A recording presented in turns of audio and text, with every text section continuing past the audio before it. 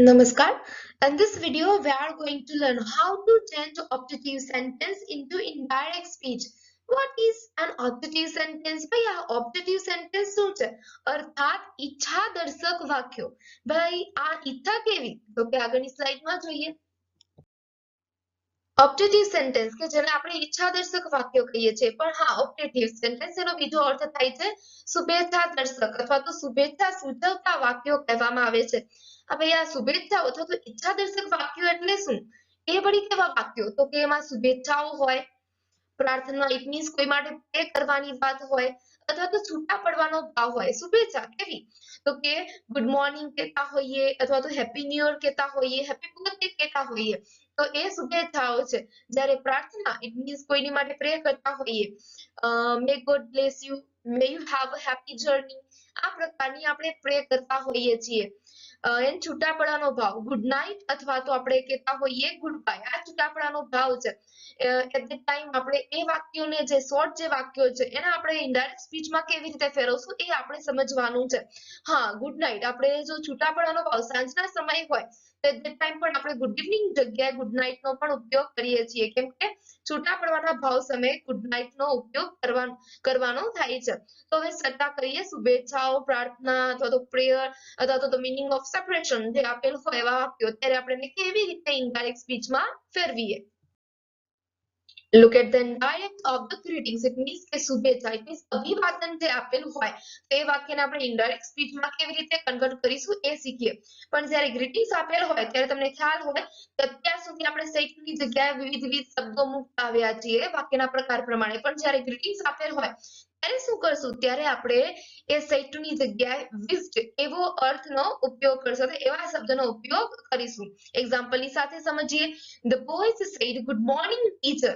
તો હવે શું કરીશું? તો આપણે કહીએ કે હવે બોયઝ જે છે એ ટીચરને ગ્રીટ કરે છે, ઇટ મીન્સ વિશ કરે છે ગુડ મોર્નિંગ. તો the boys wished teacher only good morning.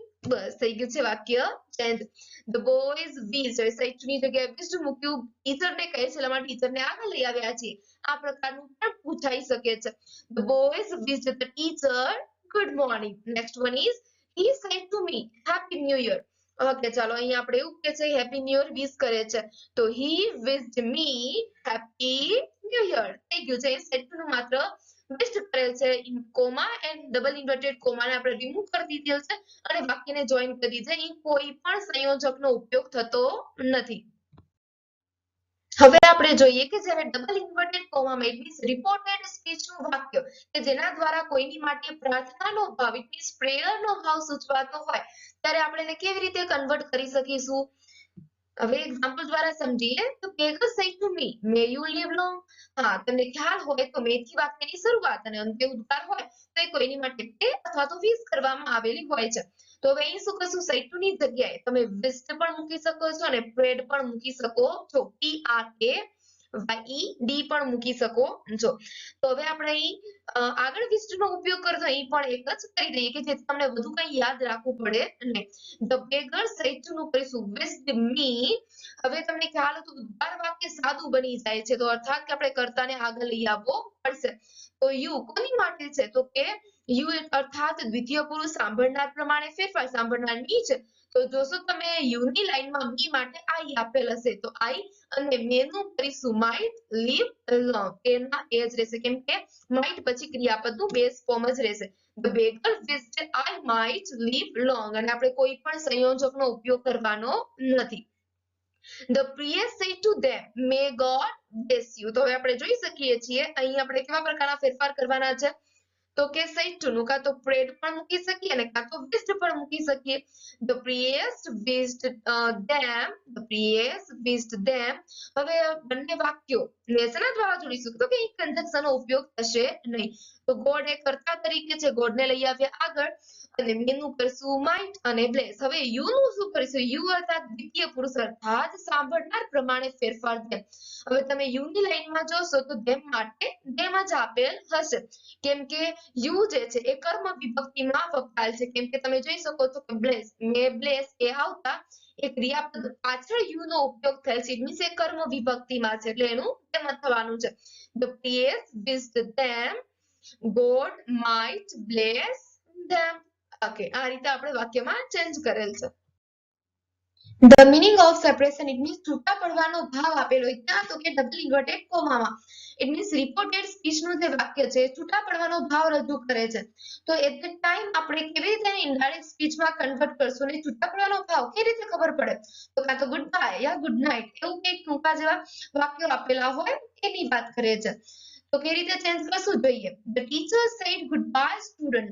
હવે અત્યાર સુધી આપણે શું કર્યું તો કે said નું ટોલ્ડ કર્યું, asked કર્યું અથવા તો એ ડબલ ઇન્વર્ટેડ કોમાના ભાવાર્થ પ્રમાણે જે શબ્દોનો ઉપયોગ કરીને આપણે શું કર્યું તો said ની જગ્યાએ અલગ અલગ શબ્દો મૂકેલા. પરંતુ જ્યારે છૂટા પડવાનો ભાવનો ઉપયોગ કરશું ત્યારે said ની જગ્યાએ આપણે bad BADE એ એડ કરવાનું છે ક્યાં તો રિપોર્ટિંગ વર્બ તરીકે. તો કઈ રીતે ચેન્જ કરશું? The teacher bad students અથવા તો the teacher bad the students. હવે કોઈ આપણે સંયોજક તરીકે મૂકવાનું નથી તો શું એડ કરશું? Direct goodbye. The teacher bade the students goodbye. Next one is the girl said good night mother. તો હવે શું આવશે? હા તો મધર ને સંબોધે છે. The girl bade કોને તો કે પોતાની માતાને. તો her mother પોતાની એટલે કોની? છોકરીની. અને છોકરી માટે પોતેની માતા, તેણીની માતા એટલે her mother. The girl bade her mother good night. બસ આ રીતે આપણે ચેન્જીસ કરી શકીએ છીએ. આમ સૌથી સહેલું કહી શકીએ કે આમાં વધારે કોઈ એવા ચેન્જીસ કરવાના રહેતા નથી. તમને આવડે એવું જ છે. તો અહીં આપણે ઓબ્જેક્ટિવ સેન્ટેન્સ કેવી રીતે ઇનડાયરેક્ટ સ્પીચમાં કન્વર્ટ કરવાના છે એ આપણે અહીં શીખી ગયા છીએ. જો કંઈ પણ કન્ફ્યુઝન હોય તો તમે પૂછી શકો છો.